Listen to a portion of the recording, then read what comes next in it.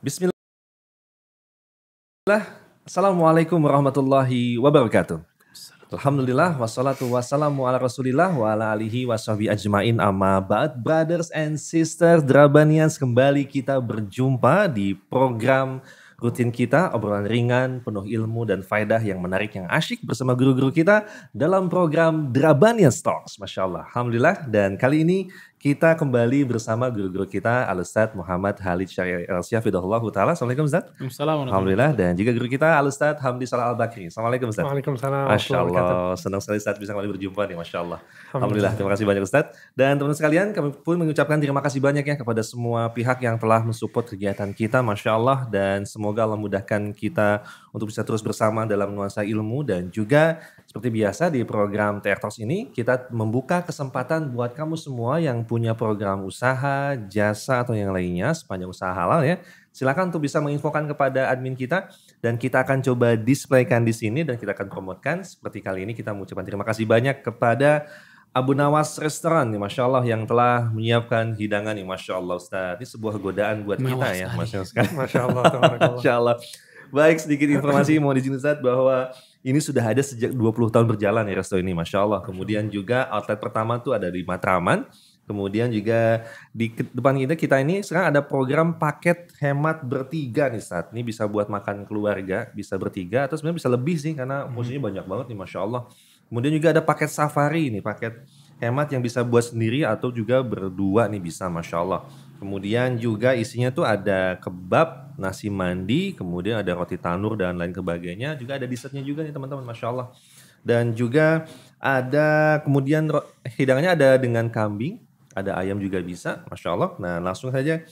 Dan ini sambalnya khas ya, sambalnya khas Middle East banget. Jadi silakan untuk cek aja Instagramnya, bisa pesan antar atau juga bisa hadir langsung. Ada di Kemang, Matraman, yang terbaru buat teman-teman di Bali juga mereka buka nih, Masya Allah. Silakan untuk bisa follow Instagramnya, pesan antar bisa, datang langsung bisa, tentu dengan protokol, Masya Allah. Zen, jazakumullah khair.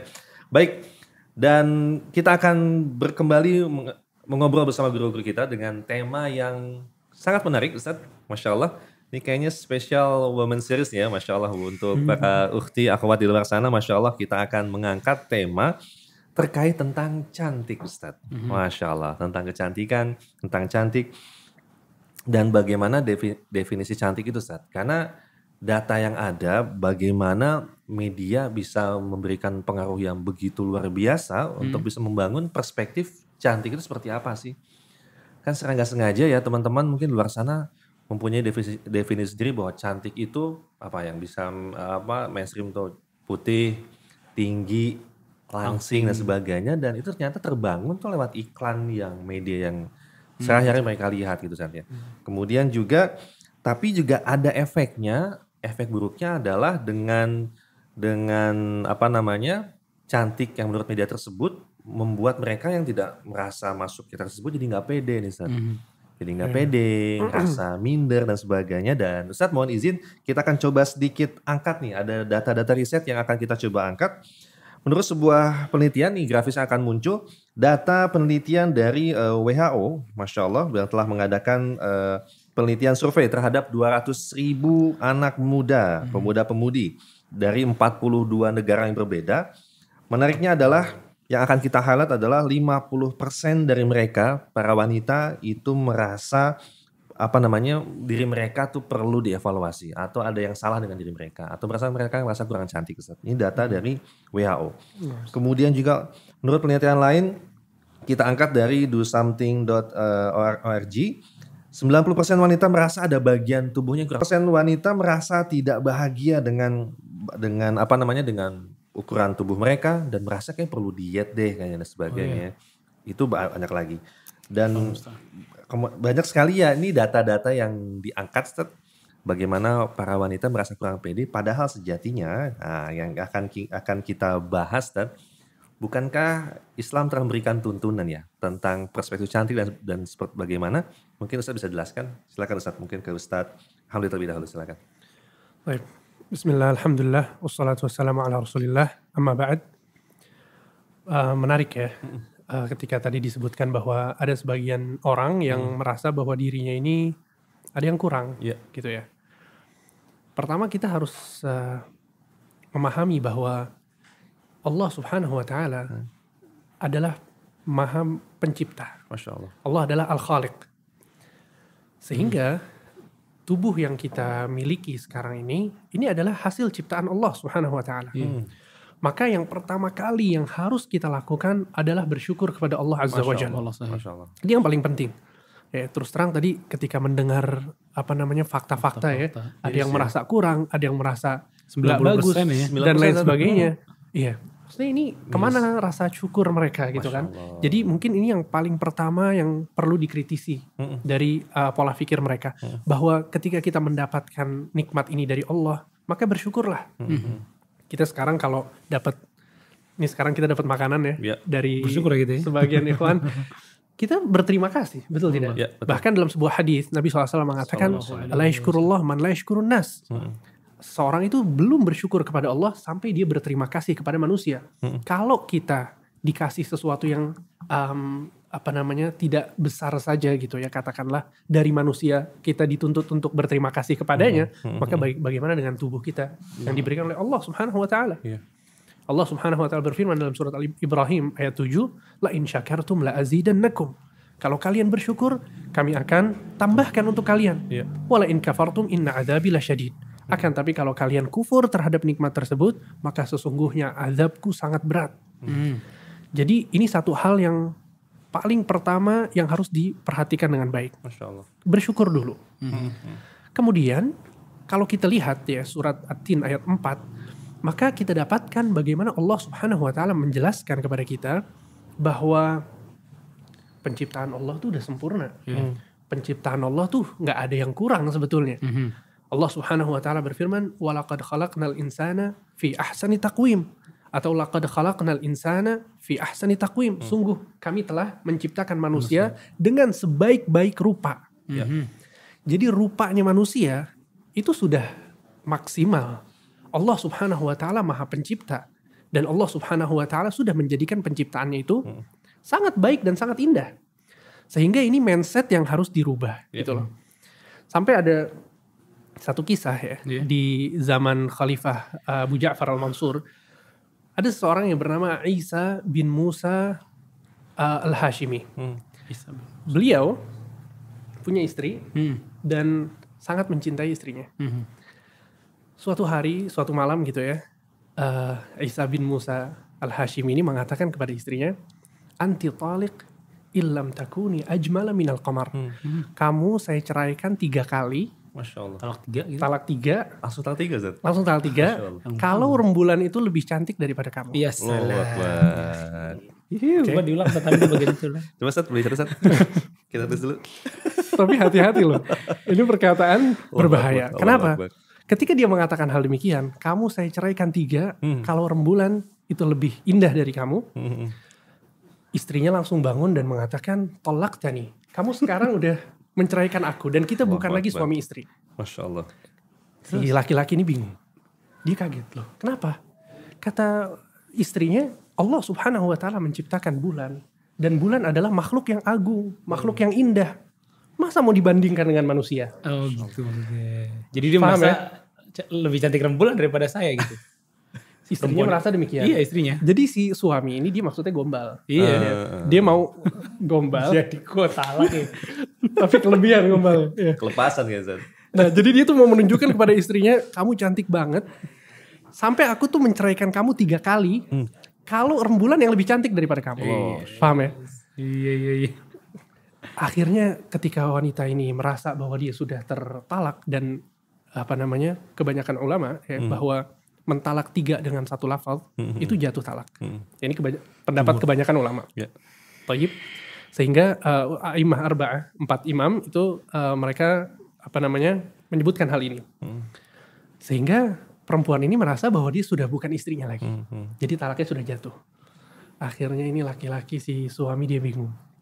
Dan talak 3 itu antum tahu ya, bahwa dia disebut dengan bainunah kubra. Jadi dia betul-betul sudah berpisah dengan suaminya. Karena dia sudah talak 3. Kalau mau kembali lagi, si istri ini harus dinikahi sama orang lain. Ya kan? Kemudian harus nikah yang benar-benar menikah.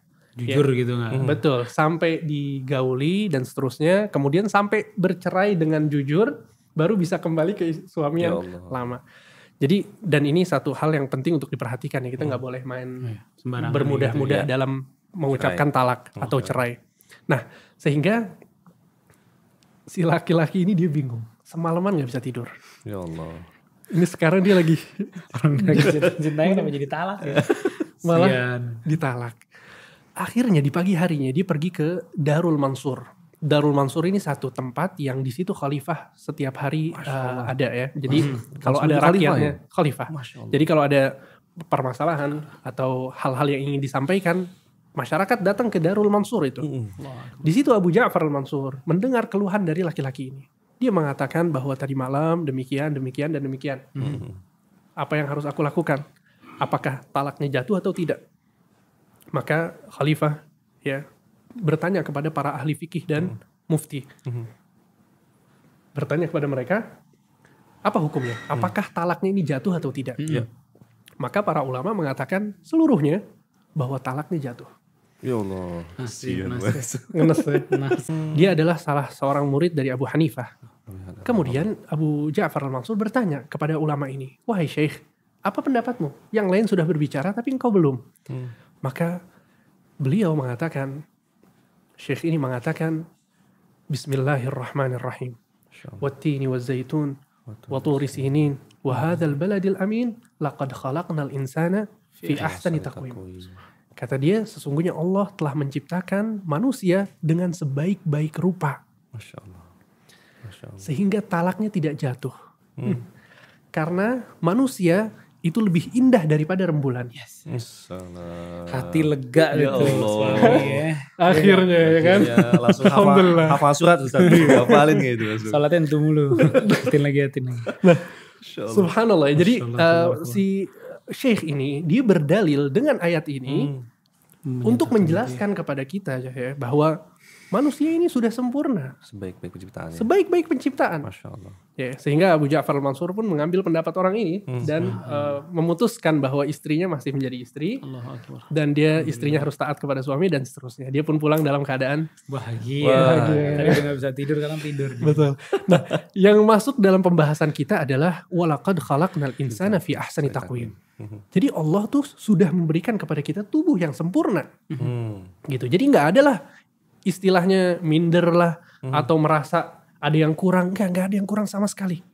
Ya nggak ada yang kurang sama sekali. Semuanya sudah sempurna. Masya Allah. Bahkan ya satu hal yang menguatkan hal ini adalah Nabi Shallallahu Alaihi Wasallam pernah melihat seorang sahabat pakaiannya itu menjulur di bawah mata kaki.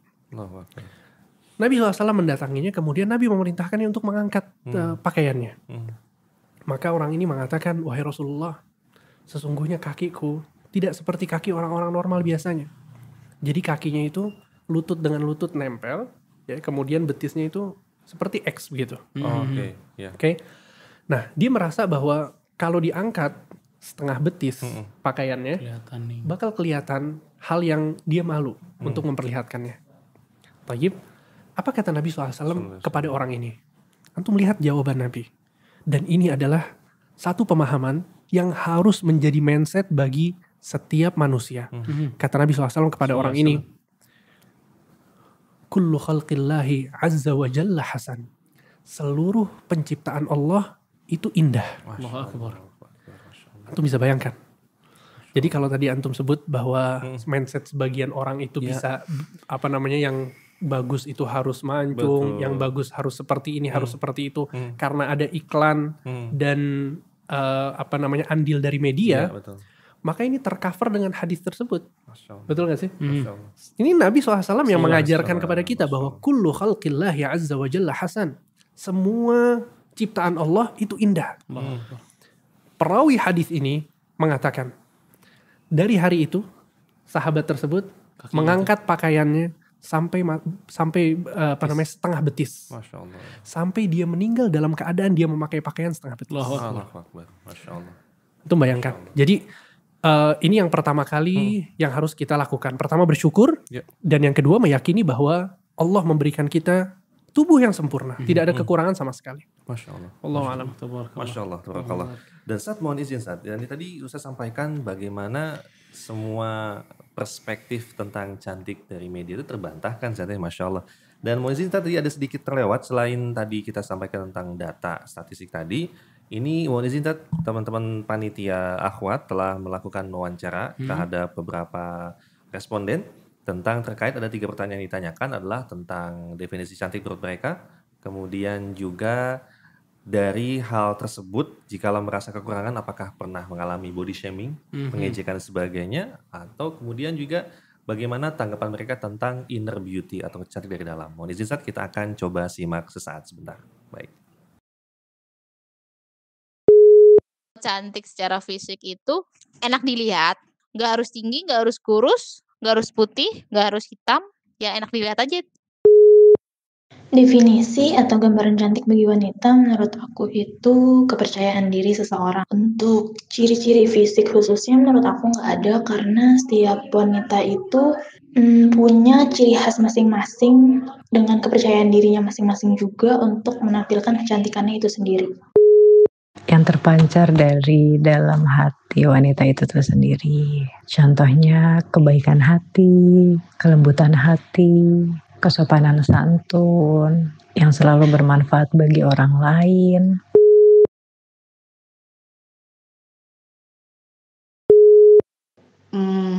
Nggak ada sih yang body shaming, alhamdulillah. Alhamdulillah sih nggak ada, paling kalau ada bercanda kali ya, jadi nggak terlalu dimasukin ke hati. Pasangan sih enggak. Kalau kayak temen, kolega itu memang sering banget dapet body shaming gitu. Malah ada kejadian yang nggak ngenakin dan sampai sekarang tuh masih membekas banget. Kalau body shaming justru mempengaruhi psikologis aku bisa ngedown, aku bisa stres apalah gitu. Jadi lebih banyak sih biasanya di circle terdekat itu yang gampang banget body shaming. Pribadi aku pernah mendapatkan perlakuan body shaming gitu. Dari beberapa teman dekatku, dari teman-temannya ibu, dari keluarga besarnya ibu juga pernah. Ada beberapa yang suka bertindak body shaming. Seperti, duh kok lu sekarang gendutan?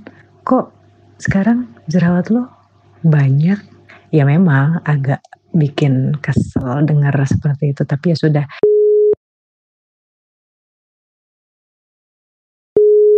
Ada banget. Kalau nggak ada inner beauty ataupun sifatnya yang jelek atau buruk, ya cantiknya hilang.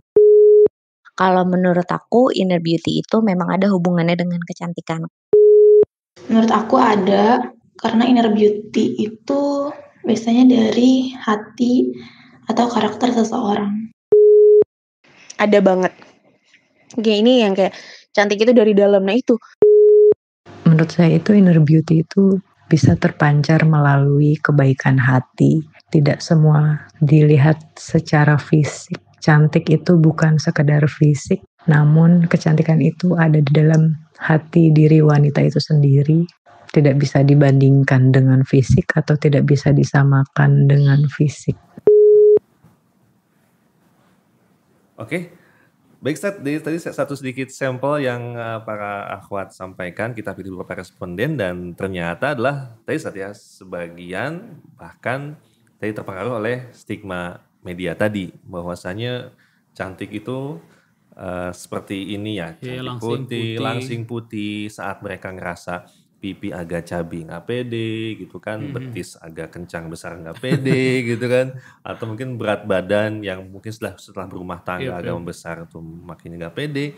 Ini kan ada hal yang perlu kita kritisi saja ya, Masya Allah tentang hal tersebut.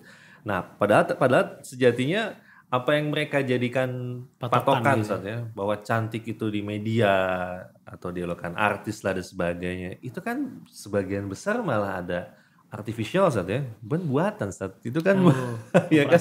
Iya, operasi lah, filler dah dan sebagainya Ustaz. Mungkin Ustaz ada tanggapan Ustaz tentang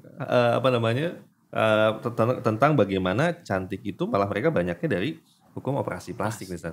Begitu. Ustaz ada tanggapan Ustaz? Ya, sebetulnya hal yang pertama tadi kembali sebetulnya tentang masalah bersyukur dan keyakinan bahwa Allah itu menciptakan yang terbaik. Iya. Terbaik. Itu sebetulnya dengan hal itu kita akan merasa cukup dengan apa yang Allah Subhanahu wa taala berikan. Ya kan? Terkait dengan operasi kecantikan ya. Para ulama berbicara tentang hal ini. Masya Allah. Ada dua hal yang dibahas oleh para ulama. Yang pertama adalah ketika operasi ini dilakukan, ya, berdasarkan atau disebabkan gitu oleh tubuh yang memiliki anggota yang tidak seperti biasa. Ya seperti contohnya misalnya seorang ada yang jarinya itu tumbuh. Ada seperti tumbuh jari baru di samping kelingkingnya atau samping jempolnya. Ya. Maka hal yang seperti ini itu dibolehkan untuk dilakukan operasi. Oh gitu, dihilangin gitu. Dihilangin, betul.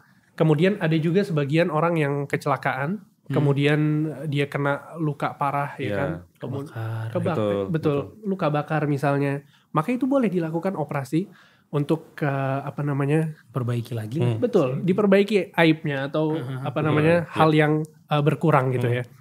Dan hal ini berdasarkan sebuah dalil, yaitu tatkala seorang sahabat yang bernama Arfajah bin As'ad. Masya Allah. Beliau pernah ikut peperangan, kemudian hidungnya terkena senjata.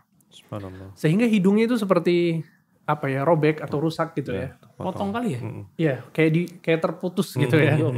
Karena terkena senjata. Sehingga apa yang dia lakukan? Yang dia lakukan adalah dia menambalnya dengan perak. Menambal dengan perak, ternyata hidungnya malah busuk. Nabi SAW melihatnya, kemudian kata Nabi SAW, jangan pakai perak, tapi gunakanlah emas. Sehingga dia pun menggunakan tambalan hidungnya itu dengan emas. Ya, wallahu alam hakikatnya seperti apa ya, tapi intinya hidungnya itu seperti dibuat begitu dengan emas, sehingga dia bisa memfungsikan hidungnya seperti sedia kala. Jadi dalil ini ya disebutkan oleh para ulama sebagai dasar bahwa seseorang itu boleh melakukan operasi kecantikan atau operasi plastik dalam hal-hal yang dibutuhkan seperti tadi. Ada hajat saat ya? Ada hajat, betul. Berarti dia nggak boleh nih. Betul. Berarti dia nggak boleh nih. Ada yang nggak boleh. Nah, sebentar lagi datang. Nah, atau misalnya bibirnya sumbing misalnya, boleh dia dioperasi. Betul. Atau misalnya telinganya seperti apa, boleh dioperasi. Gitu. Nah, yang terlarang adalah ketika seseorang itu nggak punya hajat. Contohnya, dia punya hidung, nggak mancung. Oh dia mancungin dia. Nggak boleh dibikin mancung. Iya. Dia punya bibir seperti itu, katakanlah, nggak boleh dirubah dengan model lain.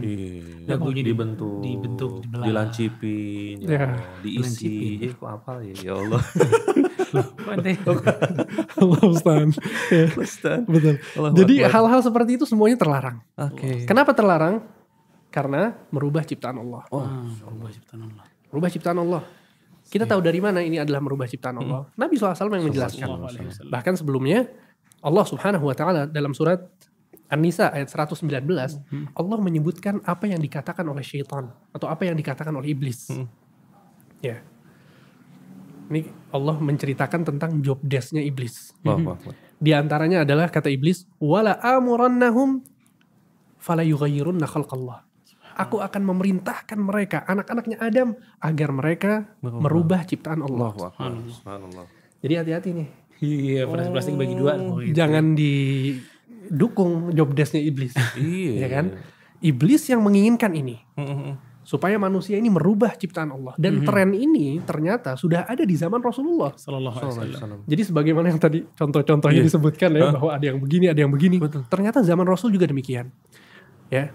Ada hadis yang bunyinya adalah la'anallah al-washimat wal mustawshimat wan namisat wal mutanammisat wal mutafallijat lil husni al mughayyirat khalqallah. Kata Nabi SAW ya, atau perkataan Ibnu Mas'ud, dan dua-duanya memiliki hukum rafa, ya. Dua-duanya adalah dalil yang boleh digunakan karena berisi laknat, dan laknat tidak mungkin diucapkan oleh sahabat kecuali dari Rasul SAW. Ya, artinya adalah Allah melaknat orang yang mentato atau minta ditato, mengerok alis, atau minta atau minta dikerok alisnya, dikerok atau dicabut. Tayyib. Masya Allah. Kemudian kata Nabi wal mutafallijat, begitu juga perempuan-perempuan ya, atau orang-orang secara umum yang merenggangkan gigi mereka. Baru menyebut gigi kesebut juga ya, Masya Jadi Allah. trennya dulu tuh bahwa wanita-wanita mereka mau terlihat muda, caranya adalah dengan direnggangkan. Ya, direnggangkan. Kalau sekarang dirapetin, ditambal Betul. saat gigi kelinci saat. Oh, iya? Veneer. Oh ada juga ya. Kok tahu lagi nih? Tahu lah.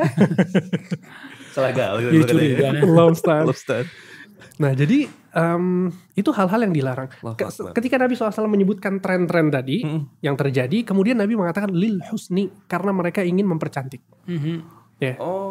Ingin mencantik. Kemudian kata Nabi al-mughayyirat khalqallah, dan mereka merubah Allahu Akbar. ciptaan Allah. Ya, jadi ini satu hal yang penting sekali untuk diperhatikan gitu ya. Ya. Jadi bahwa seseorang nggak boleh merubah ciptaan Allah, dan jangan pernah mengatakan bahwa Ustadz ini aib misalnya, atau ini kekurangan, dimasukkan ke dalam kategori yang pertama tadi. Iya. Paham nggak? Ustaz, baru mau gitu udah jadi alasan. Gue pengen cantik, ada hajat nih. Nah, itu bukan hajat. Ya, kita katakan bahwa itu bukan hajat. Kecuali memang hajat yang tadi seperti contoh-contoh yang kita sebutkan. Emang kebanyakan masalahnya tuh, ya perempuan suka begitu-begitu tuh, teman-temannya juga. Nah, Ini teman terpengaruh siapa? jadi. Iya, Terpengaruh Betul. sosialita ini. Bener. Iya nggak? Yang dikit-dikit operasi, dikit-dikit mancungin hidungnya, dagu di gimana-gimana Allah Ustaz. gitu loh. Iya. Sampai Terpengaruh akhirnya sama teman-teman. terpengaruh banget. Dan memang temen ini Allahu Akbar deh, mempengaruhi Betul. karakter seseorang sampai dia mempengaruhi ciptaan Allah Subhanahu ya wa taala. Allah, ya Allah. Iya kan? Betul. Almaru ala Betul dini banget. khalilih kata Rasulullah. Masya Allah. Seorang itu tergantung agama kawannya dia. Ya, gimana dia tuh temennya. Makanya nih perempuan-perempuan nih bisa bawaannya 90% kayak begitu kan pasti gara-gara temennya. Betul. Betul. Selain gara-gara temennya. Ini zaman sekarang ya, kita ngomongin temen tuh bukan temen yang duduk di meja bareng sekarang, bukan, tapi di grup. Iya. Itu teman ente juga tuh. Iya, Yang iya. mesti dipilih-pilih grupnya itu juga. Terus yang di follow siapa aja. Itu sama. Efeknya sama atau enggak? Mempengaruhi diri kita. Masya Allah. Nah ini perempuan ya yang di follow artis yang habis operasi ke sono kemari ya ente mau operasi habis itu. Ya mas habis follow artis yang gitu itu mau sholat nggak nyambung. Ya, efeknya nggak nyambung. Pasti gara-gara dia tuh ngelihat hal-hal yang seperti itu akhirnya mempengaruhi diri dia. Gitu loh. Bener Ustaz. Ya ketemu temen kan, gue habis operasi Cin. Singapura. Oh iya. Nah, kayak gini nih kayaknya. Contoh yang tidak boleh ditiru ya. Memang tadi Ustaz, ya, mungkin satu sisi berteman, kumpul, hukumnya mubah ya Ustaz, ya, boleh ketemu teman. Cuma kan mesti dipilih saja. Cuma kan ada kalanya juga ketemu teman-teman pengajian ya banyak ujiannya juga sih Ustaz gitu kan. Ngelihat tasnya ganti kah, pipinya ganti dan sebagainya gitu kan. Allahul musta'an. Allahu Akbar, ujian. Nah, dan menariknya Ustaz, ini kan pada pengen cantik ya. Pada pingin tampil berkelas nih kan. Mungkin niatnya awal mulanya baik. Pengen cantik dong depan suami gitu kan. Aduh persaingan makin ketat nih. Makin banyak saingan ya kan. Tapi kok malah jadi ternyata banyak hal-hal yang Dilanggar gitu ya. Dan ternyata ini sudah ada dalilnya sejak 14 abad yang lalu ya. Sudah dilakukan. Nah, Ustaz, mohon tipsnya nih bagaimanakah cara agar teman-teman akhwat atau ummahat ini bisa tampil menjadi wanita berkelas nih Ustaz. Kita ada nasihat Ustaz. Barakallahu fiik. Ini memang masalah kapan seseorang itu atau wanita berkelas ini memang luar biasa, perlu dibahas gitu. Gimana caranya biar jadi wanita yang berkelas gitu. Karena kalau kita lihat ya, dia pengen jadi berkelas, caranya tadi tuh operasi yang tipe 2, tau gak? Tadi dagunya dimacam-macamin gitu-gitu. Yang gak boleh malah. Yang terlarang ya. Yang terlarang. Ya kan? Padahal kalau kita lihat perceraian segala macam itu terjadi bukan gara-gara istrinya berubah dari cantik ke jelek, enggak. Betul. Bahkan dia yang satu ganteng yang satu cantik cerai-cerai juga. Betul. Iya gak sih? Iya, Jadi bukan melulu masalahnya adalah masalah wajahnya. Tapi kalau kita lihat kenapa mereka bercerai, biasanya gara-gara adab pasangannya, akhlak pasangannya, iman pasangannya, ini yang ngerusak gitu loh. Kayak ini para lelaki ini butuh dengan wanita cantik, tapi nggak selalu. Tapi yang pasti para laki-laki ini selalu butuh wanita yang beradab. Allahu Akbar. Jadi buktinya adalah betapa banyak wanita cantik yang bercerai. Begitu ya? Ya Allah. Udah cakep-cakep cerai juga. Iya. Malah sebab cerainya selingkuh. Allahu Akbar. Cantiknya gimana sih? Kok nggak berbuat apa-apa, nggak berbuah apa-apa gitu loh buat suaminya. Malah justru jadi bumerang buat dia. Makanya nih yang gila-gila cantik nih, jangan lupa ya Nabi Yusuf tuh dipenjara gara-gara ganteng. Iya. Iya, benar. Kadang-kadang cantiknya tuh berbahaya juga gitu ujian loh. juga ya. Ujian juga. Makanya kalau yang gak cantik ya bersyukur aja lah. Masya Allah, ya Allah. Dan emang nih Rasulullah SAW juga bilang dalam sebuah hadis ya, tunkahul mar'atu li arba'. Seorang wanita tuh biasanya dinikahi karena 4 hal. Dari hartanya, lalu kedudukannya, cantiknya dan agamanya. Tapi di sini kita bisa ambil faedah dari Rasulullah SAW. Rasul itu setelah mengatakan ada 4 alasan ini, Rasul bilang fadfar bidzatid din taribat yadak. Pilih yang bagus agamanya. Lihat. Bukan Rasulullah SAW menyampaikan kecantikannya ya, enggak. Ya. Cuma nih agama gitu loh. Perempuan kalau adabnya baik, itu Allah Subhanahu wa taala akan menjadikan dia terlihat cantik oleh suaminya. Iya gak sih? Karena memang yang paling penting itu adab, akhlak, imannya. Rasulullah SAW mengatakan, "Idza ja'akum man tardawna dinahu wa khuluqah." Kalau datang kepada kalian itu seorang yang kalian ridhoi akhlaknya dan agamanya, lihat. Parasnya nggak disebut ya? Parasnya disebut. Masya Allah. Fazawijuh, kawinin.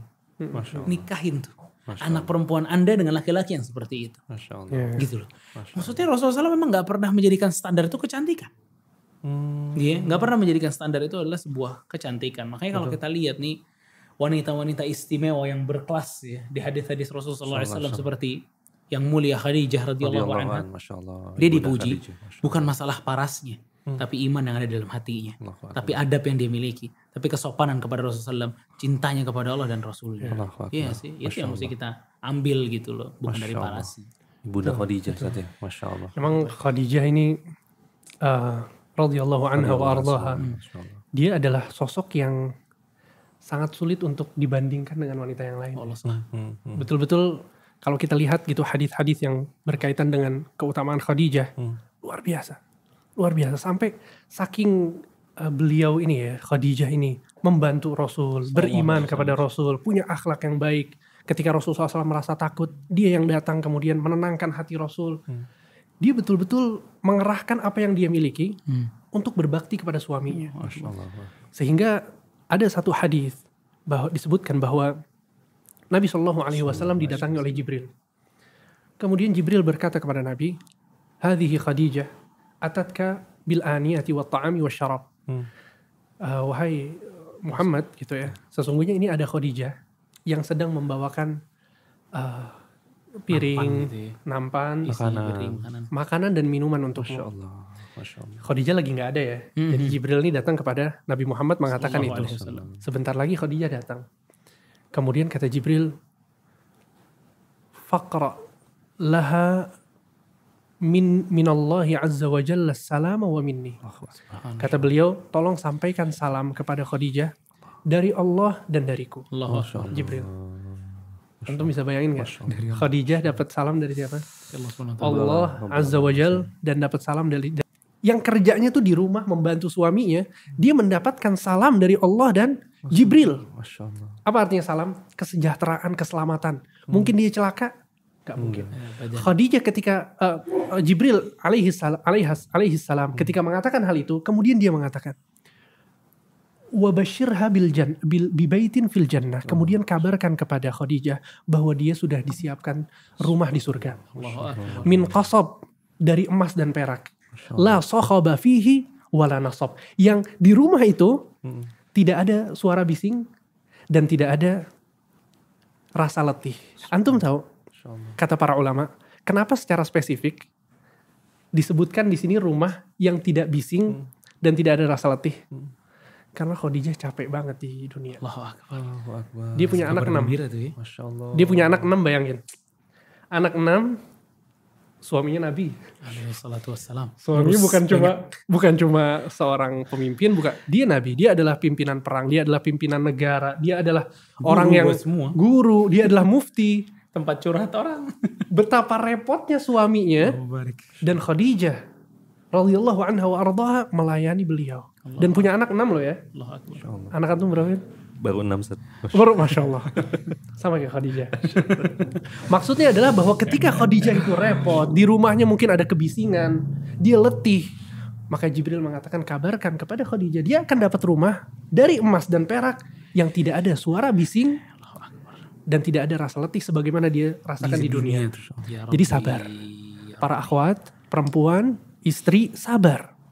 Capek sedikit melayani suami, capek melayani anak-anak, sabar. Mudah-mudahan bisa mendapat apa yang didapatkan oleh Khadijah. Allahumma musta'an. Aduh, insyaallah. Jadi Allah. Jadi melo nih. Yang di rumah sabar ya. Insya Allah. Allahu Akbar. Masya Allah, para akhwat, umahat, para perempuan luar sana, Masya Allah betapa Islam telah memuliakan kalian semua. Kalian tuh cantik, manusia terbaik, sebaik-baik penciptaan, tetapi cantiknya juga dilindungi saja. Masya Allah hanya untuk suami dan untuk keluarganya dan tidak ditampakkan, Masya Allah. Inilah definisi cantik yang telah Allah dan Rasulnya tetapkan dan bersyukur atas yang telah kita dapatkan saja. Masya Allah. Alhamdulillah kita bersyukur pada Allah. Ya Allah, ini ilmu yang luar biasa banget nih buat kita, kru, dan buat teman-teman semua nih. Masya Allah. Barakallahu fikum dan semoga Allah berikan pada kita kemudahan bisa memahami dan mengamalkan. Ustaz Muhammad, Ustaz Hamdi, Masya Allah, jazakumullah khair. Wajazakum. Masya Allah, terima kasih banyak nih telah menyediakan waktunya. Demikian teman-teman kita, episode kita pada kali ini, Masya Allah, yang begitu luar biasa. Dan jangan lupa untuk bisa men-share kebaikan yang antum semua dapatkan dengan like, kemudian share dan juga komen di Instagram, YouTube maupun Spotify dan sebarkan manfaat ini yang begitu luar biasa. Dan kami ucapkan terima kasih banyak pula kepada teman-teman, rekan-rekan yang telah mensupport kegiatan kita, terkhusus juga rekan-rekan dari Sama Sesat, Masya Allah, yang telah memberikan pakaian yang luar biasa, yang sangat nyaman untuk dipakai ngobrol, dipakai sholat, dipakai buat kajian, dan untuk aktivitas terbiasa. Dan it's really different ya, modelnya banyak, pilihannya banyak, dari mulai koko, kurta, kemeja koko, sirwal, kemudian topi, bentar lagi sepatu ya, Masya Allah, atas ke bawah, zen, mabruk, Masya Allah. Lengkap deh, Masya Allah. Dan juga memiliki 50 lebih cabang ya di seluruh Indonesia, jadi silakan untuk kepoin Instagramnya, bisa belanja langsung. Pusatnya ada di Bandung, sama Siang Home Bandung di Buah Batu, di Jakarta juga ada, dan kota-kota besar yang ada, atau bisa juga bisa lewat Instagram, DM via atau juga di marketplace kesayangan kalian, silakan untuk bisa order dan dapatkan pakaian terbaik yang it's really different ya, Masya Allah.